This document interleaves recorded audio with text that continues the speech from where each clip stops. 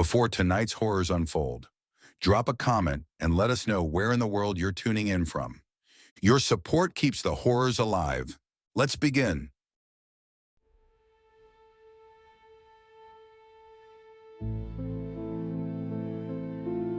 God have mercy on me, he whispered, stepping through the hallway lined with loud gossip.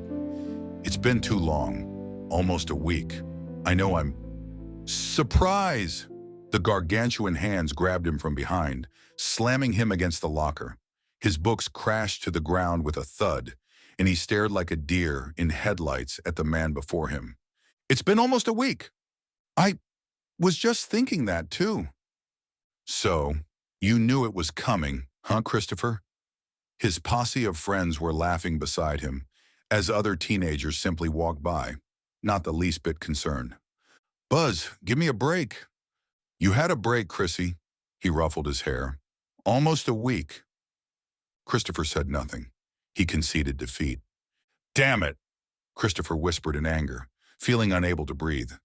His body was tightly pressed against the metal inner lining of his locker. The only present light was through the 3 slits near the top of it. Besides this, the locker was pitch black. His legs no longer hurt from standing the 55 minutes until class got out, or until the hall monitor or school security guard stumbled upon him. He'd had to do it too many times. It was routine now. His grades, however, were beginning to suffer. The classes he missed due to this were hurting his GPA. He refused to dwell on that thought when trapped in the locker. It just made him all the more furious. I spend every other day in this damn locker, he seethed. I'm so sick of it. A shadow passed the slits of the locker, eclipsing the light. It didn't move. He felt a pair of eyes cutting through the locker. Hello? There was no response. After another moment, he became less annoyed and more frightened. Then a small piece of paper slid inside, thumping his chest. He caught it before it fell to the floor. Had it reached the bottom of the locker, he'd have had no chance at picking it up. The shadow disappeared at that moment. What the hell? He stared at the small note in his hand. Hello, he called. Hey, can you open this damn locker? The person never replied. Bastard, Christopher whispered. What the hell is this? A fake love letter or something? He opened the note. The first thing he noticed was the awful handwriting. It was hardly legible and written in a dark black ink. It slightly unnerved him. The formation of the letters looked somehow angry to him. Perhaps it was their spiky structure, like the bubble surrounding an onomatopoeia in a comic book. Aren't you sick of this? They bully you. Frequently, but I understand. Ed. He felt anxious as he held the note up in the dusty, faint locker light. He studied the words carefully. Ed. Who's Ed? Eddie Braxton? Why would he... And he doesn't go by Ed. He felt a sense of ominousness. What did the words mean? Who was present outside for only a moment, eclipsing the locker light? Who was Ed? And what exactly did he understand? Chills crept down his spine as he stared at the note one last time, then folded it back up, sliding it into his pocket. Christopher? A voice caught him by surprise, startling him. Mr. Tiller, he breathed in relief. You scared me. They put you in the locker again? The janitor asked angrily. Somebody needs to put a stop to those kids.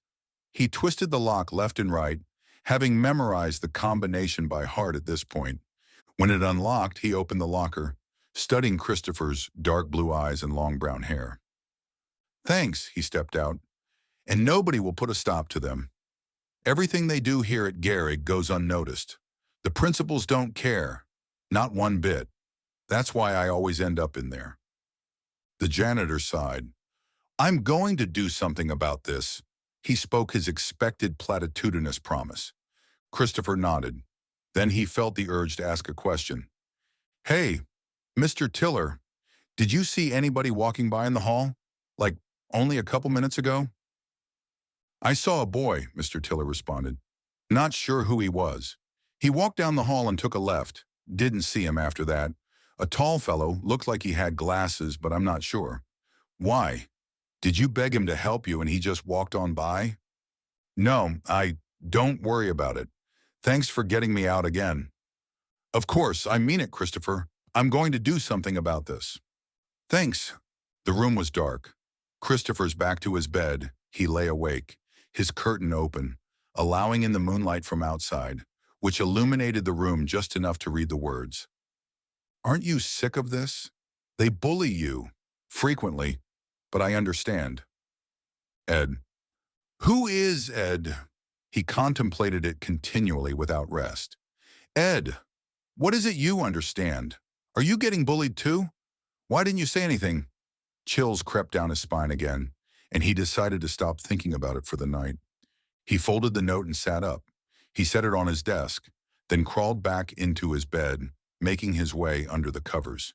He tried to sleep, but the eerie interest kept him awake. All he could think about was the moment the light in the locker eclipsed, and he felt the stare of whatever was outside. It wouldn't leave his mind. For some reason, as he considered the presence outside the locker, it didn't feel human to him. It felt more like an entity or force. Perhaps it was because the person was so standoffish and strange, with a name unknown to him. He opened his eyes. Staring at the roof, he took in a long, deep breath. I'll be up all night thinking about this, he sighed. Christopher, a firm voice finally caught his attention, and his heavy eyelids raised, meeting the face of his teacher. Wake up. Christopher sat up quickly, embarrassed and worried. Sorry, it won't happen again. That's 30 minutes of my class you've missed. I suspect your grade on tomorrow's quiz will reflect that. She walked back to the front of the classroom, everybody now studying him, either laughingly or awkwardly. No one looked at him sympathetically. He stared at the board dully, already feeling his eyelids grow heavy again as his racing heart slowed down. Christopher opened his locker. To his shock, a book was present inside that he'd never seen before, with a note taped to it. He picked it up, analyzing it. It was an old, faded red notebook. The pages of the book were a yellowish brown, having seemed to deteriorate from the once bright white loose leaf that they were. He was about to open the notebook when he figured he'd check the note first. He pulled the tape off and opened it. This is my gift to you.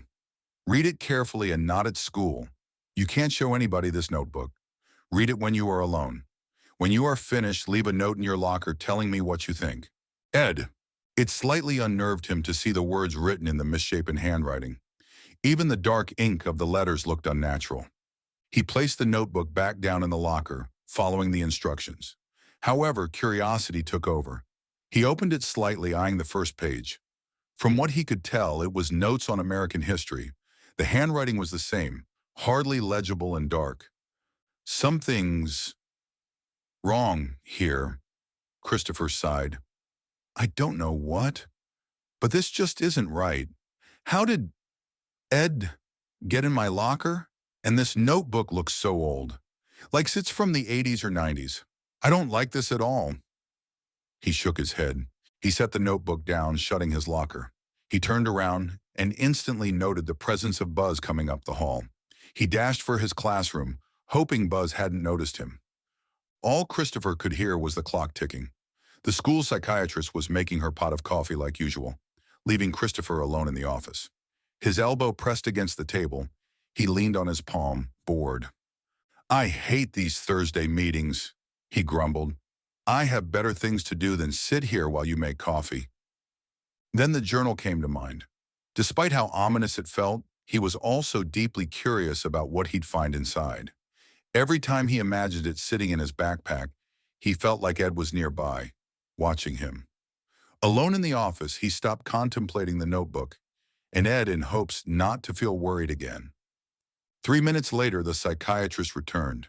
She had long, dark brown hair and caramel eyes behind glasses. She was in her late 20s, gorgeous to look upon. He used to feel butterflies when he saw her in the hall, but now all he felt toward her was contempt.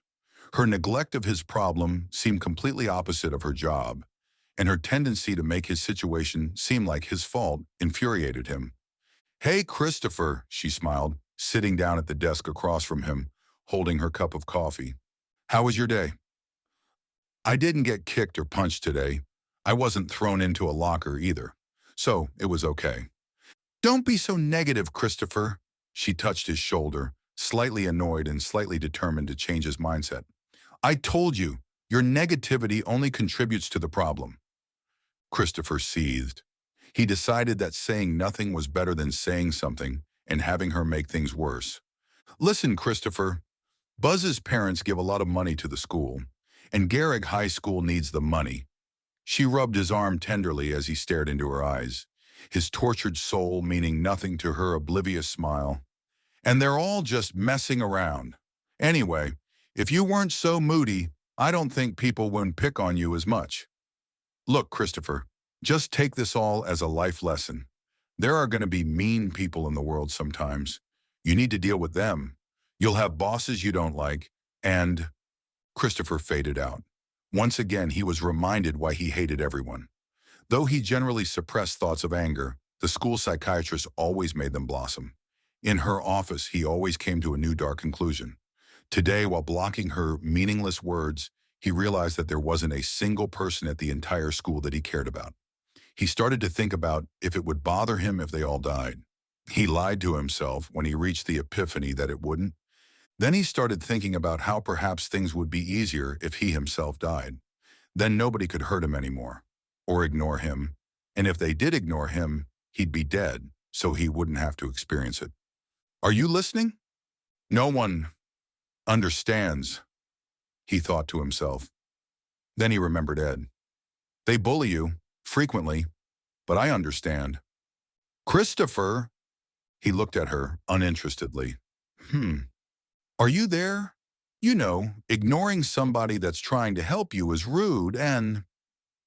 Christopher faded out again, thinking about Ed more. He couldn't wait to get home and check the notebook now. Though still, a strange sense of dread crowded his mind whenever the notebook, or Ed, came to mind. He wondered if he simply was unused to someone reaching out to him, if his mind was so confused by the idea of a possible friend that he simply felt worried. But it wasn't the same worrying feeling. He didn't feel anxious. He didn't feel nervous or shy or like he was going out of his comfort zone. He felt like he was talking to a corpse. Maybe it was because Ed rhymed with dead. He joked about it to calm his nerves, but every time Ed came to mind, he remembered the feeling of the presence standing inches from his face, separated only by the dark locker. All he could feel when he considered that moment was dread. If Ed did understand, why did he seem so sinister? Then he began to ponder Ed's reasoning. If Ed understood Christopher's pain, it meant he was the victim of years of bullying and isolation as well, and perhaps lacked social ability. He was probably too shy to say anything, he thought, and that's why he'd been writing him letters. He was lonely and shy, just like Christopher. Ed almost felt normal at that moment, like nothing was wrong. But how did he get in my locker? The ambiguousness returned, and Ed felt paranormal again. Christopher, the psychiatrist snapped, I'm speaking to you. I'm not listening, he responded dully. She looked at him in disgust. You wonder why people are mean to you. You're such a brat, Christopher. Nobody respects you because you're not respectable. You're mean and selfish and… Wow, I didn't think your job was to insult insecure people. In fact, I always kind of thought it was to help them. So either I always had it wrong in my head, or holy shit, you suck at your job. He got to his feet as she exploded in a tirade about respect. He walked over to the door and she grabbed his hand, yanking him back. He pulled his hand back as she roared, You cussed at me. You'll be in detention for… You just put your hands on me in a confrontational way. If you want your job, you'll shut the fuck up as I walk out this door. She seethed. Breathing heavily and angrily, she stared at him in contempt. He looked at her dully. His hand rose, hovering level to her face, extended close to her. His middle finger protruded. Then he turned and walked out of the office, closing the door behind him. Christopher threw his backpack down on the floor. He unzipped it, placing his hands on the old red notebook. He made sure his bedroom door was locked. He put the note in the same drawer where he had put the first note, then sat down at his desk. He placed the notebook before him. Here we go, he whispered, opening it to the first page. He found descriptions of the founding of America, of the Revolutionary War, and of the Founding Fathers. All of it was written in the dark, strange handwriting. He flipped further into the book, finding only notes from a history class. It's all just notes. He scratched his head. Seriously, what was I supposed to get from this? He flipped to the end of the book. Here he saw tens of equations, most more complex than any he could understand. He figured it was calculus. Then something caught his interest. Edward Faust was written at the top left-hand corner, and beneath it was the date, January 18th, 1991. 1991, he whispered in confusion. This homework is dated from January of 1991. The whole book even looks like it's from 1991. He stared at the old, faded, brownish pages. Edward Faust is your name. Ed. He held the notebook. He was deeply confused that Ed had left it for him. He flipped around more, finding little. Most of it was history notes, English notes, or equations. He found that Ed was highly linguistic, with a startling vocabulary. Throughout even his notes, he used many intelligent words, some of which Christopher didn't even understand. Then he stumbled across something of interest. Unlike most of his notes, which were all crammed onto one page with little to no room for anything else to be written, this page was almost empty. The only thing on the page was a poem. It was titled A Walk in Isolation. Christopher's blue eyes fixed on the stanzas. Once again this hall I walk, mired in isolation, my ears assailed with profane talk and the hushed dealings of medication. Invisible, I am unseen, a specter haunting the faded halls with nothing better to do than read vulgar philosophies upon the stalls. I am alone, I tell myself, but this is just a lie I cannot fully stomach when in the mirror I meet my blackened eyes. For I am noticed, I cannot deny, as curled fists discover my face, with ease as I am plainly visible, but only to those whom I hate. I cannot spend another year attempting to justify their sins. Not one more day, not one more hour. I will be heard. I will. Christopher held the notebook in his hands, unable to look away from the poem. He had felt it all before. He felt as if he were reading his own mind, like it was all written exactly for him. Now he felt close to Ed. He did not understand some of the things that were happening. He didn't understand the strange date on the notebook or how Ed opened his locker, but he understood Ed himself. This is so strange, he thought when he remembered Ed's instructions. He sat down, taking out a piece of paper and scribbling his thoughts on it. Ed's notebook sat in Christopher's backpack constantly. He didn't take it out during school or in public, but he felt safe with it on him. He felt as if Ed were nearby, perhaps protecting him. He almost considered the notebook a good luck charm. He walked through the halls remembering the poem. He'd memorized it accidentally. Reading it so many times and resonating with the lines left him unable to forget a word of it.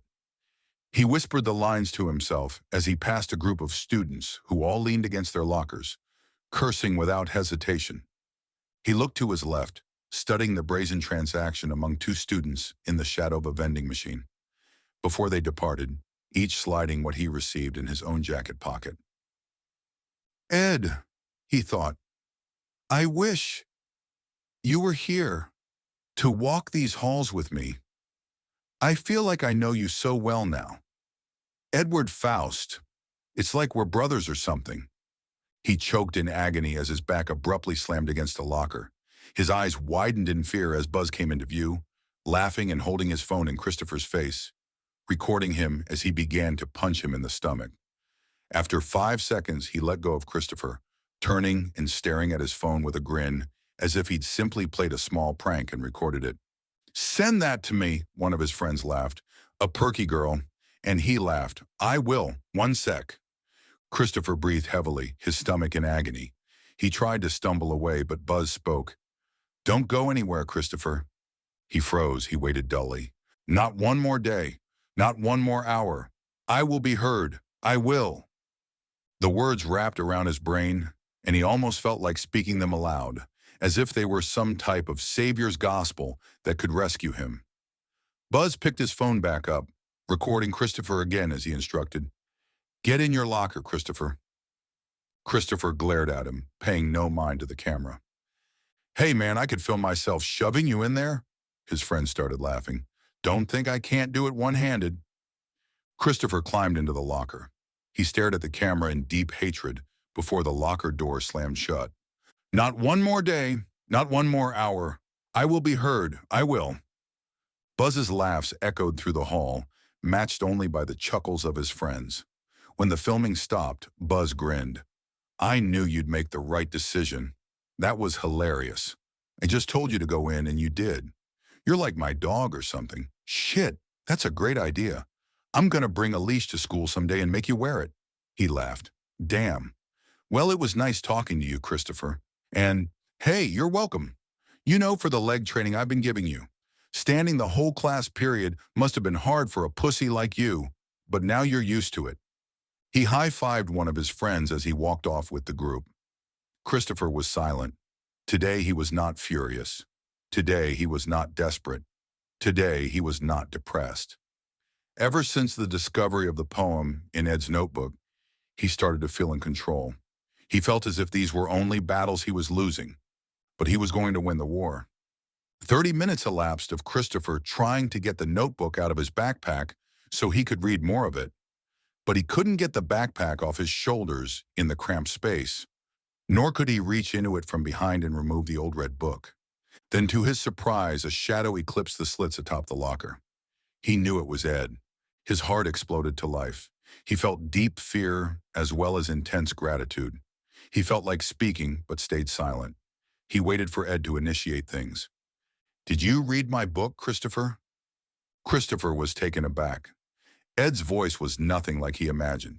It was deep, regal, powerful, godly. He sounded perhaps like a news anchor man or a radio talk show host. Christopher could barely breathe for some reason, as if a mythical creature he'd always believed in were now before him, indisputably. I did. I didn't understand a lot of it. I mean, I understood it, but I don't get why you wanted me to read it.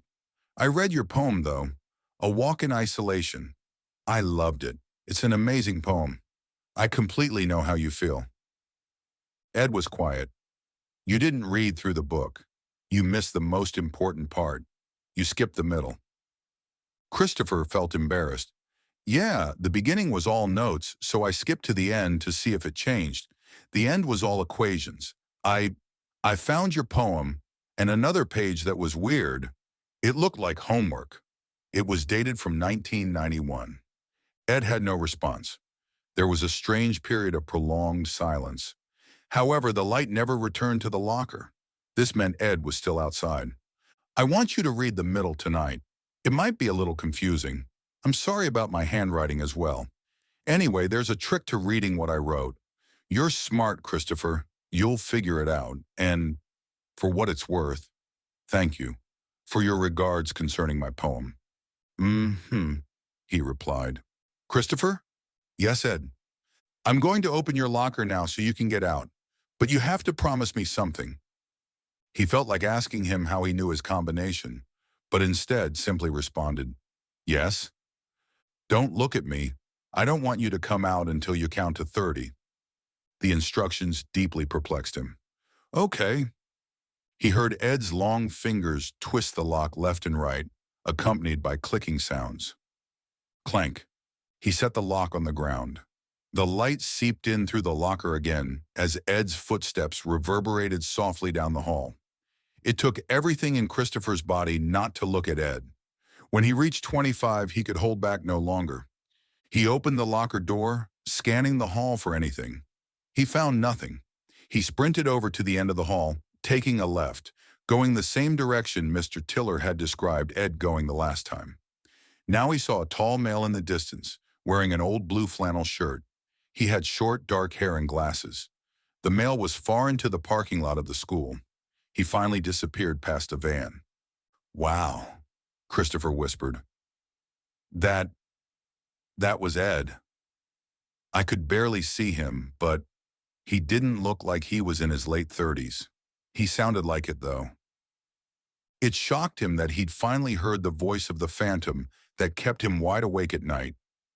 Now he could slightly imagine the presence standing outside the locker that day. It dawned on him that Ed had to be tall. If he blocked the locker slits with his body, that meant his head was level with the top of the locker. Even Buzz wasn't that tall. He was in awe of Ed. His voice and vocabulary seemed mismatched with his poor handwriting. He wished Ed had stayed and they could sit and talk. When he got home that afternoon, he dashed to his bedroom, hoping to lock the door and begin reading the middle of the red book. However, his mother's voice bellowed, "Christopher, don't you go running off to your room? You've got chores to do and homework. Do you even check your grades? It's ridiculous. Just ridiculous." She sighed disdainfully. "Come on." Christopher gritted his teeth. He dropped his backpack in his room, then walked into the living room, finding her placing cleaning chemicals on the counter. It was 9 p.m. He'd finally escaped his mother's disappointed lectures and her tedious assignments. He closed his bedroom door, locking it. Now he removed the book. Deep interest accompanied his slight fear of what he'd find. Ed was still shrouded in mystery, and sometimes the contemplation of Ed left Christopher feeling as if he'd just finished a horror movie. He wanted to know what the most important part was. He hoped it would give him closure, explain why Ed had reached out to him in the first place, and all the weird feelings he'd received from the ordeal. He flipped the book open to the middle. He saw intricate sketches of something, but he was unable to tell what it was. The drawings were impeccable. They looked like a diagram he'd find in a science book. There were words all throughout the page, placed amongst the sketches, but he couldn't read them. They looked as if they were written in another language. Ed's terrible handwriting didn't help. He studied it all, trying to figure out what it meant. Then he noticed one of the letters. "Wait," he whispered. "That looks like an upside-down, backward, cursive letter R." Deeply interested, he walked over to the mirror in his room. He flipped the notebook upside down and backward. Now the writing became immediately legible. It was all in cursive, and Ed's handwriting was not stellar, but he could read the words. Then he noticed the sketches become easier to comprehend, as they were drawn backward and upside down. "These look like bombs." He almost dropped the notebook. He began reading the words. Within them were lists of materials needed and careful, descriptive instructions concerning how to build several types of bombs. His hands began to shake as he held the book in the mirror, reading Ed's manual of destruction. He flipped the page, finding blueprints of a building. This is Garrig High." He noticed the 4 large buildings all across from each other in the shape of a diamond. "This is the A building. Here are the B and C buildings. And there's the D building. But what's all this?" He noticed certain dots on areas of the blueprints, like something was indicated to be there. He began reading the text. From what he could tell, 3 bombs were indicated to be placed, one at the north side of the A building, one at the west side of the B building, and one at the east side of the C building. Also, smaller bombs seemed to be located in the school in random locations, with titles like A-144 and C-180. He dropped the book. His hands were shaking as he stepped back, absolutely horrified by it. "What the fuck is this?" he whispered, eyes fixed on the book as if it were Ed himself, smirking at him. "Who is Ed? Who is he?" He closed the book. It unnerved him to even have it next to him. He sat down before his computer, typing into Google, "Edward F." The moment he typed the F, it suggested Edward Faust. He clicked on it. A picture appeared on the screen of a tall male with a blue flannel on. He had glasses and short, dark hair, and was looking at the camera with no smile. The picture seemed as if were taken decades ago. Underneath Ed's name was the title, "Attempted Mass Murderer." "What the fuck?" he whispered, reading it. Beneath that, his birth date and death date were present.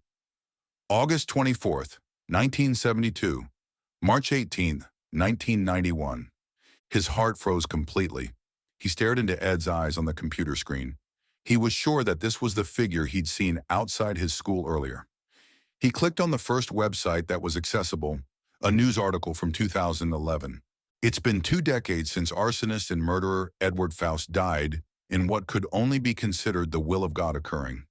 Edward Faust, a senior at Garrick High School in 1991, became what America today considers America's first modern school shooter. Though Columbine stole much of Faust's recognition from the spotlight, it can't be denied that had Faust actually been able to carry out his plan, the destruction associated with it would have left Columbine a minor tragedy. Christopher could barely read the words. He felt like Ed was standing outside his door, watching him panic. He hated having Ed's notebook next to him. Much of Edward Faust's plan to wreak destruction on Garrick High School has been classified by police in order to prevent any from attempting to do it. This leads to the common speculation that Faust's plan was not only too sinister for the public's ears, but perhaps so effective that it is kept from the eyes of civilians. All that is known is that Faust, an expert bomb maker, planned on detonating 3 large bombs at the school, one in the school's A building, one in the school's B building, and one in the school's C building. However, many questions are left unanswered concerning the mass killing that almost reshaped the country of America itself. First, among the 3 large bombs, nearly 20 other smaller bombs were found. Their purpose in the plan is unknown. It is believed that Faust owned both a rifle and a pistol, but there is no direct evidence pointing to this. At least, publicly accessible evidence. The only definitive answer to what would have happened that day had Edward not perished lies in a book confiscated by police, known only as the Red Book. The Red Book was a journal in which Faust descriptively plotted his plan. Within it are also detailed descriptions of how to make the bombs he'd built. Police have confiscated the book, and it has been kept hidden ever since. No, it's in my bedroom. Christopher stared at the Red Book. It's right fucking next to me. Faust was infamous for building military-grade bombs. Unlike the situation with Columbine, in which many of the bombs failed to detonate, it is speculated that Faust's bombs would have detonated with lethal punctuality. The Red Book is thought to be so carefully guarded because of how effective Faust's bombs were.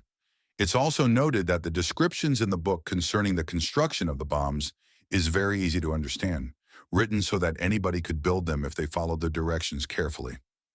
No one except police and Faust himself have read the Red Book, but we can't deny it would be morbidly interesting to hear the details of the plan considered by police as expertly crafted and militaristically brilliant. I've read it. Christopher held the Red Book.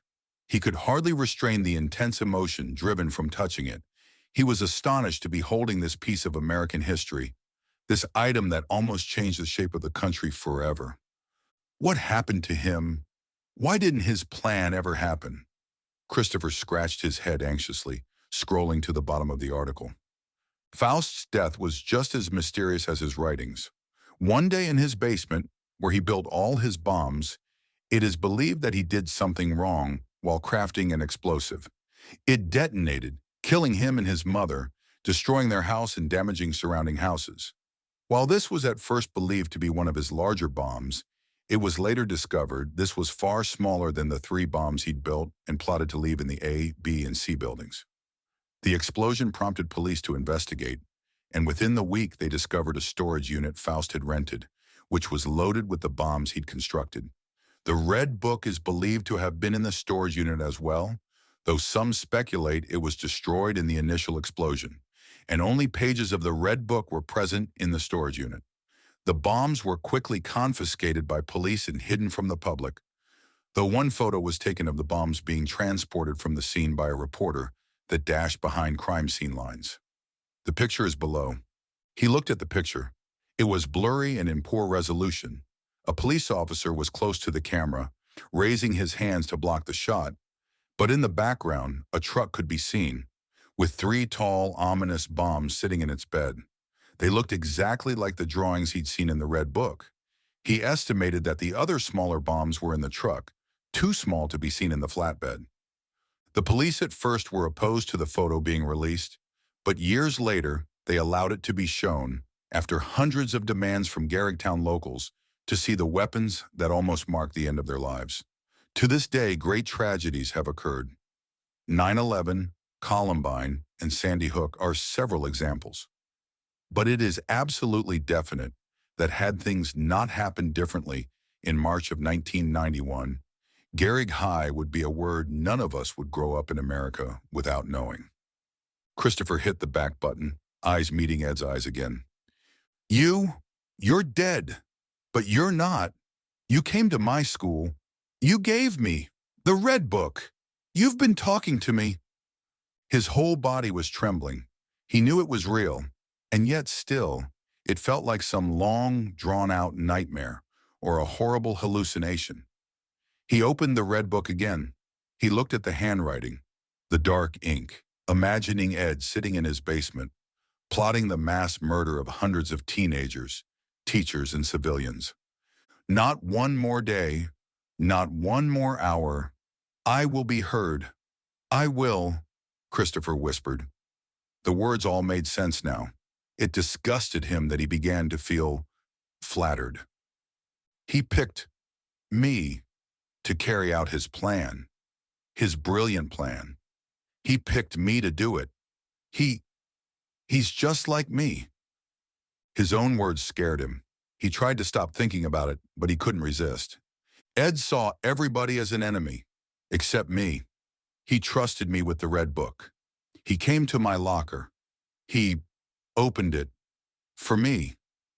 He began to consider that the first day Ed arrived, it was, in fact, an attempted mass murderer standing outside his locker, saying nothing, eclipsing the light. He was horrified by Ed. He was mesmerized by Ed. He was respectful of Ed. I could do what he would have done. I could do it. Nobody even knows the whole plan. But here it is. I can read the whole thing and know what nobody else knows. I could be noticed forever.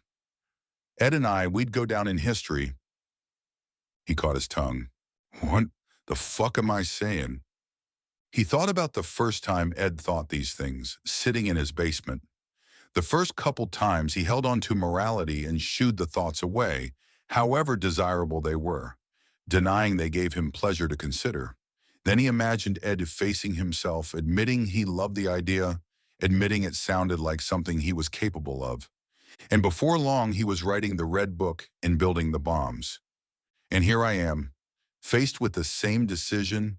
I can do it, or I can refuse to. I can't deny it sounds tempting. Buzz's punches and laughs assaulted Christopher's mind. Tempting to be noticed.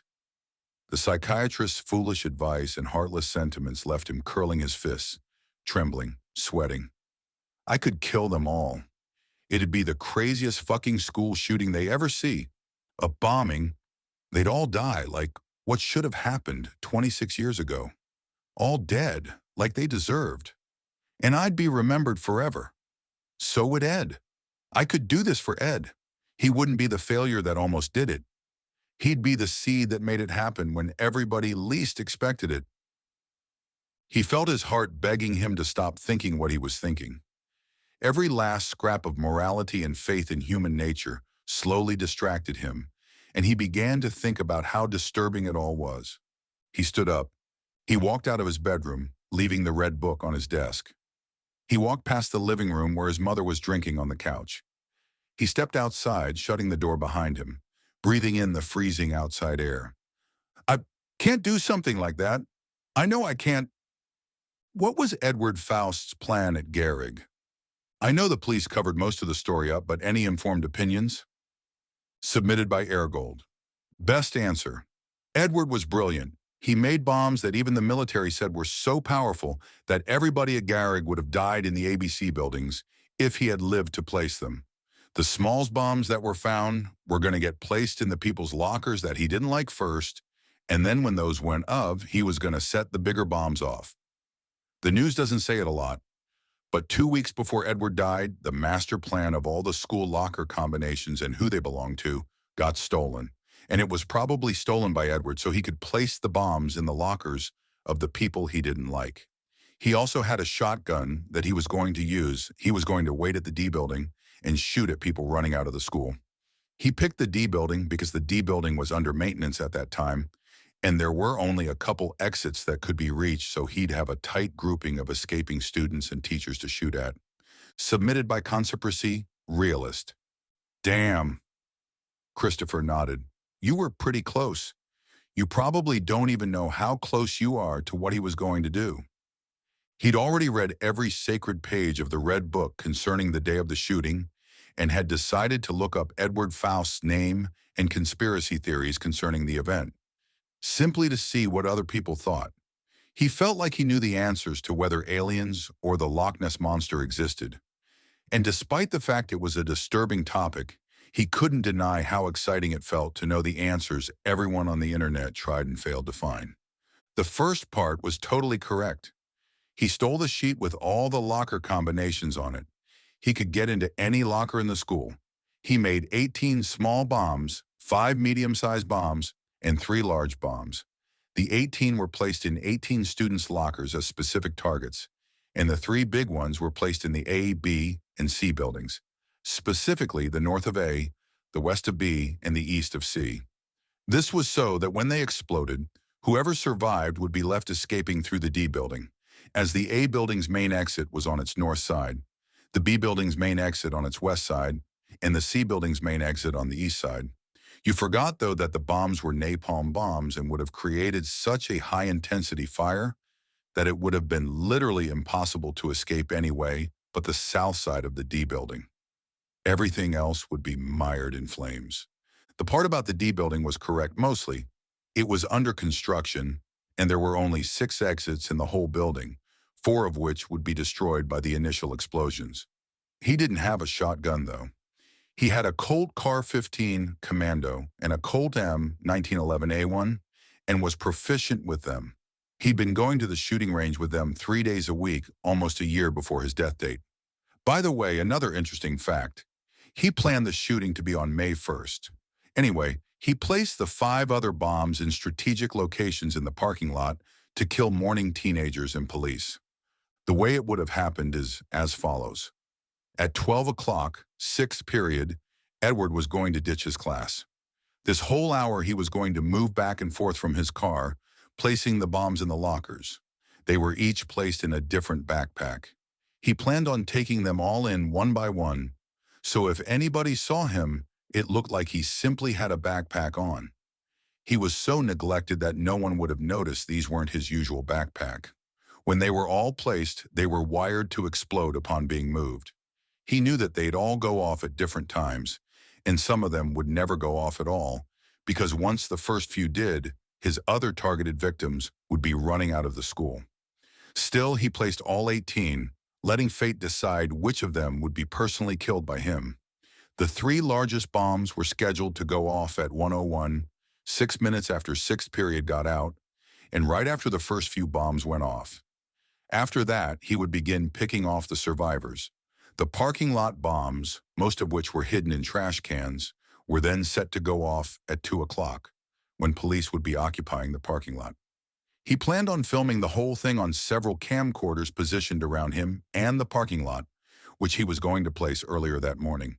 The link you posted is false. Those pictures are creepy, but they're not images of the real Red Book. It's easy to tell because of how distinguishable Ed's handwriting is. Dark black and spiky. Anyway, if you're wondering how I know all of this, it's because I have the real Red Book, but I guess you'll never know for sure if I'm serious. He submitted it. He wondered how many people would read it and learn the truth, but dismiss it as a hoax. Christopher walked through the halls. It had been a week since Ed had told him to read the Red Book. He had not heard anything from Ed since. He'd battled with considering carrying the assault through. Deep inside him, whether or not he was ashamed and disturbed by it, he did admit that it sounded tempting. But just because he hated most of the people at his school and knew they despised him, he would not do what Ed did and give up on humanity. He would not lose his mind and become a monster. So he continued on, being bullied now and then, and hated and ignored, but never giving in to temptation. He couldn't convince himself to destroy the Red Book, however. Holding it was terrifying and exciting. It told a story so often pondered with absolute truth, And being one of the only people in all the earth to know the truth was refreshing. He couldn't get rid of it. Still, he knew things couldn't be over. He knew Ed had to be watching him, waiting for an answer. He wondered in dread sometimes when Ed would approach. Then Buzz turned into the hallway. Christopher tensed up and tried to escape, but Buzz was upon him instantly, jabbing him in the stomach. He looked up in horror at Buzz, who pummeled him, then shoved him into his locker laughingly. "Been a while," he grinned. "Have fun in there. I'm sure you missed it." Christopher's eyes widened. A horrible, sinister feeling overtook him as he considered that Ed might appear again, now that he was trapped in the locker. "Please," he screamed to Buzz. "Please let me out. I'll give you anything." "Whoa!" Buzz turned around, walking back over to the locker. "You're desperate. Scared of the dark suddenly?" Buzz," he whispered desperately. "Please, just let me out." Buzz was quiet a moment. Then Christopher heard his chuckles. Before long, he was loudly cackling. "Not one more day, not one more hour. I will be heard. I will." "Please." "You're such a pussy, man," he laughed.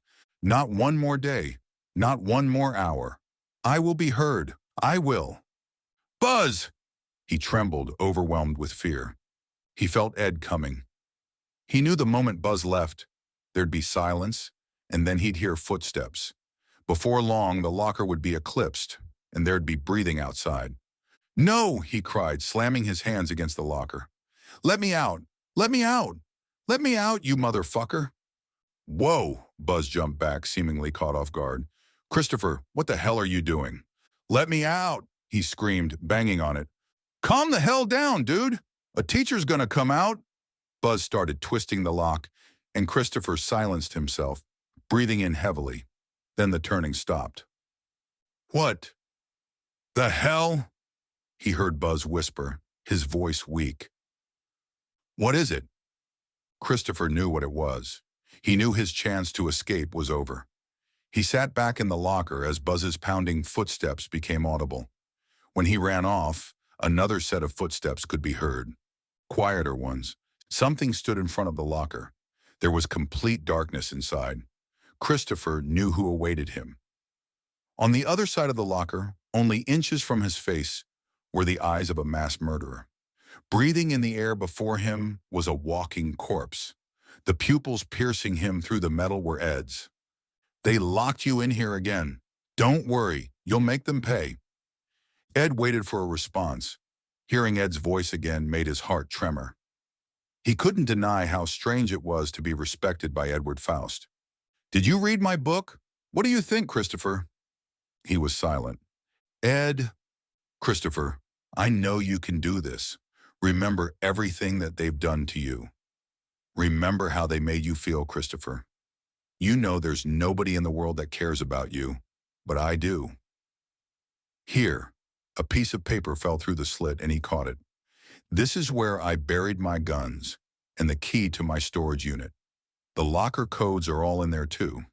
The locks have changed, but nonetheless, that's where it was all buried." Christopher said nothing. Ed was frozen in place.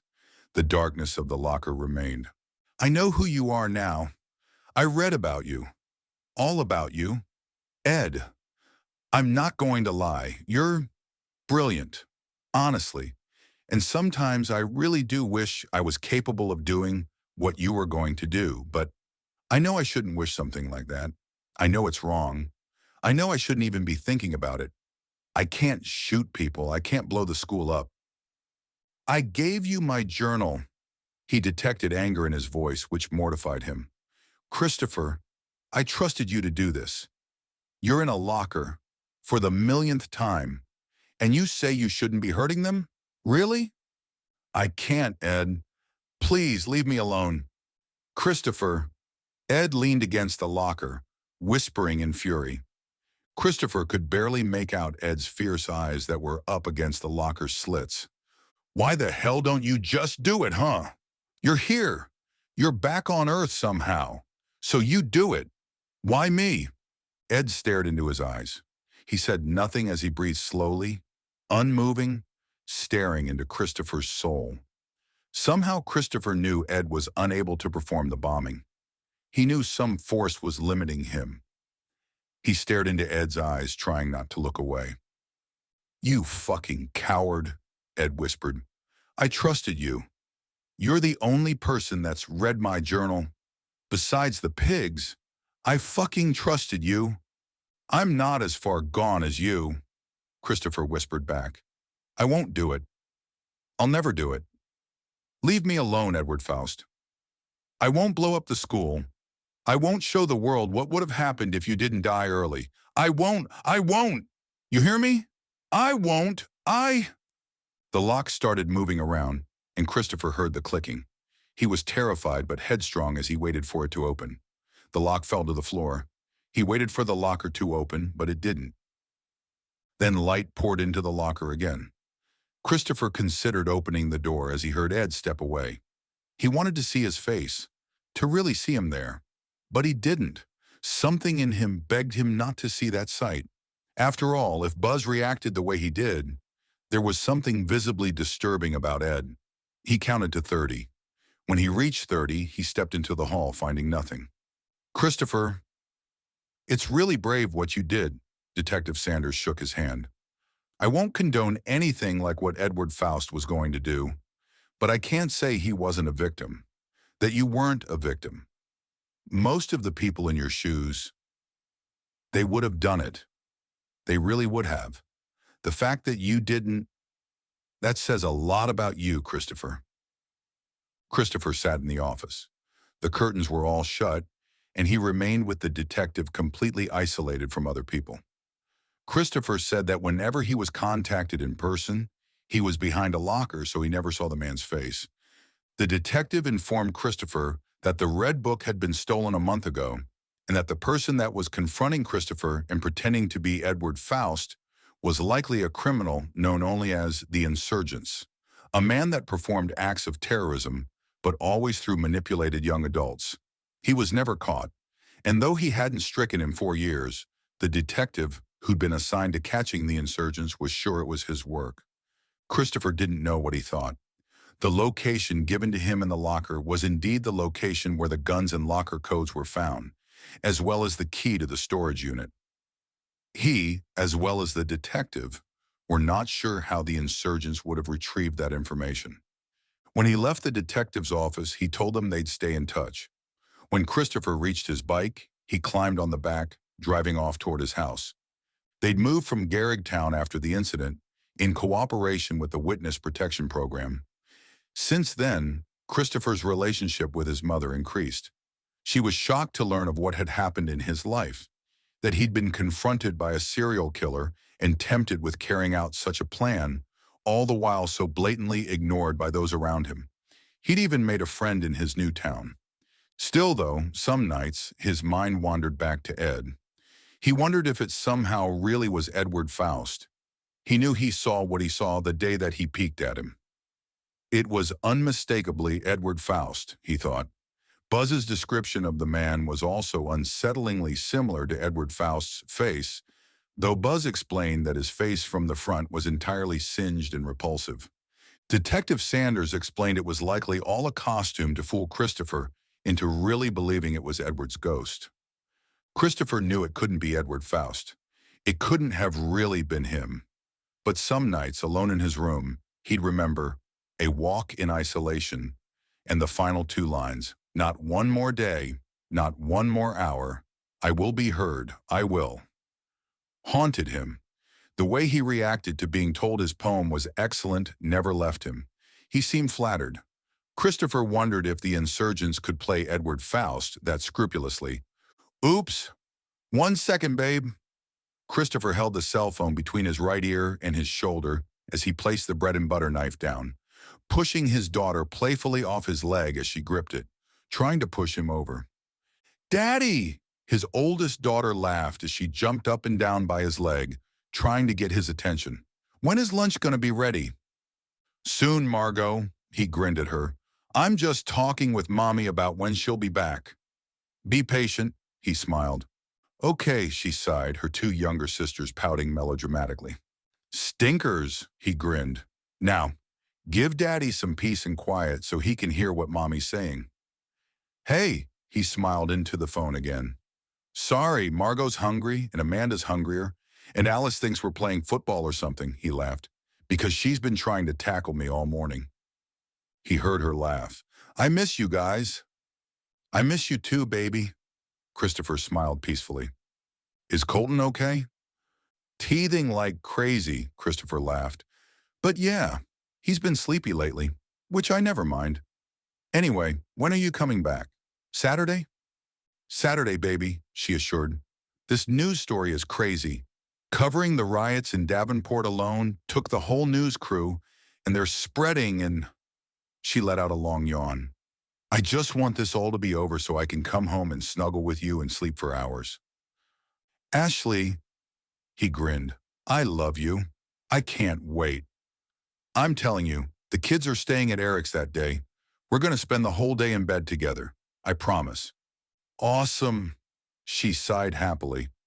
Remember, I told them, if these riots aren't settled down by Saturday, I'm going home anyway, and there's nothing they can do to stop me, because my baby's teething, and my daughters miss their mommy, and my little Alice is trying to tackle Daddy and needs Mommy to come save him.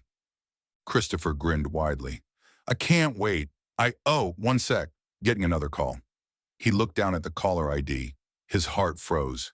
Ashley, I'm going to have to call you back in a second. What is it? She sensed the seriousness in his voice. It's Sanders. I gotta pick this up. Oh, I understand. I love you, Christopher. I love you too. Bye, baby. Bye. Long time no talk. What's up, Detective Sanders? Christopher, I need to talk with you about something. First, how are the kids? Doing great. Ashley? Amazing. Now tell me what's up. Find a private place. Christopher walked outside. Daddy, you forgot. Lunch will be ready soon, sweetie. Daddy needs privacy for a moment, though. Okay? Okay, she sighed. He stepped out onto the porch. Tell me what's happening. Christopher, I'm warning you. This is something you might not want to know. And if you want me not to say it, I won't. I'll hang up and you can forget I ever called. Sanders, I live with things every single day that I haven't forgotten. I can handle something added to the list. What is it? The insurgents was found. He was? There's one problem. What? He's, not a he. Christopher froze. Excuse me? She's a woman, Christopher. A short woman. How was that not something you knew? All the people she dealt with killed themselves after their terror acts, usually during them. We assumed it was a man. You were our #1 reason to think she was a man.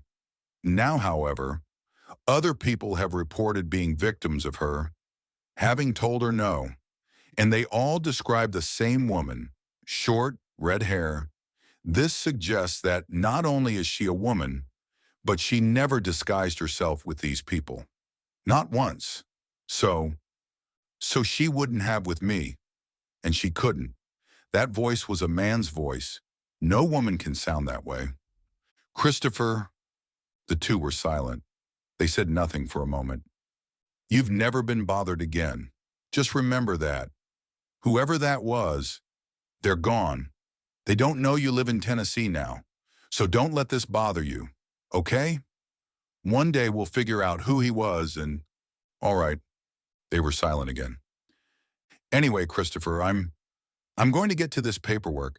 Honestly, it's been good to hear from you again. We'll keep in touch. You too.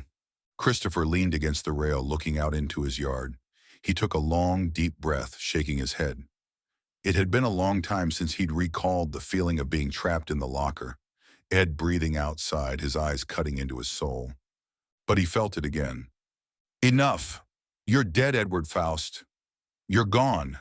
And that's all that matters. I don't care what happened. You can't hurt me or anybody else. If you could, that school would be smithereens by now. And that's all that matters. It's time I bury this.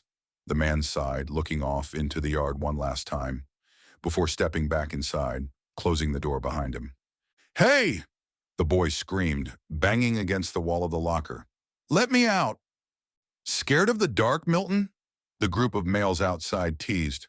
What a loser. Enjoy your hour in there. Please, he panicked. I'm claustrophobic, please. The footsteps disappeared. Milton breathed heavily, trying not to have a panic attack. His whole body trembled as he weakly called for help. Then he heard footsteps. Hey, he screamed. Help me, please! The footsteps grew closer. Please, he cried. Some kids locked me in here. I'm claustrophobic and scared of the dark and... The slits atop the locker became dark, as if somebody were standing inches from it. Milton silenced himself as he stared through the slits, trying to make out who it was. Hello? Who's there? He tremblingly asked. There was silence for a moment longer. Then a piece of paper slid inside. Milton barely caught it. A second later, the faint locker light trickled back inside, and Milton opened the note, heart racing. Aren't you sick of it? They bully you, frequently, but I understand. Ed. Who is Ed?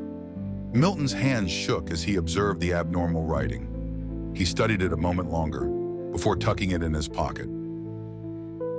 Now his mind raced through memories, trying to recall an Ed in his class.